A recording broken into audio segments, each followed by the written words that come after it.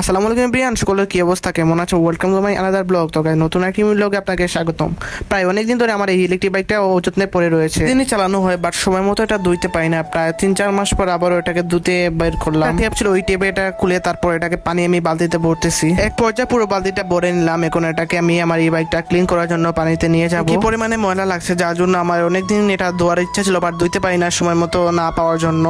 তো এটাকে এখন আমি ক্লিন করে নিব জন্য একটা গামছা নিলাম। দেন এটা আমি এখন ডুবানোর আগে আমাকে সার্ফেক্সেল লাগবে বাট আমি সার্ফেক্সেল আনতে ভুলে গেছিলাম, তাই উপর থেকে সার্ফেক্সেলটা আনলাম। আনার পর এটা আমি পানিতে দিয়ে দিব। তারপর কিছুক্ষণ হাত দিয়ে নাড়তে হবে, না হলে এটা ফেনা বের হবে না। তাই এটা কিছুক্ষণ হাত দিয়ে নেড়ে নিলাম। আসল কাজটা করা, তাই আগে ভালোভাবে আমি গামছাটা মুড়িয়ে তারপর আমার ইলেকট্রিক বাইকে সবখানে মুছে ফেলবো। কি পরিমাণে ময়লা লাগছে, আমার যত্নের কারণে এটার অবস্থা একদম খারাপ হয়ে গেছে।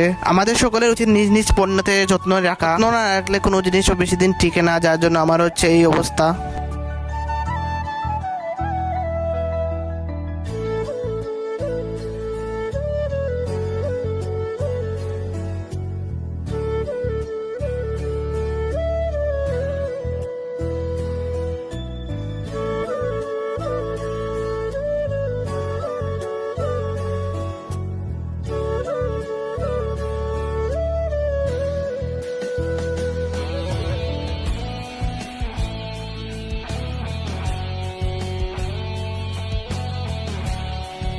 ফাইনাল লুক দেখেন কি পরিমাণে আমি ধুইতে ধুইতে এটারে পরিষ্কার করে ফেলছি।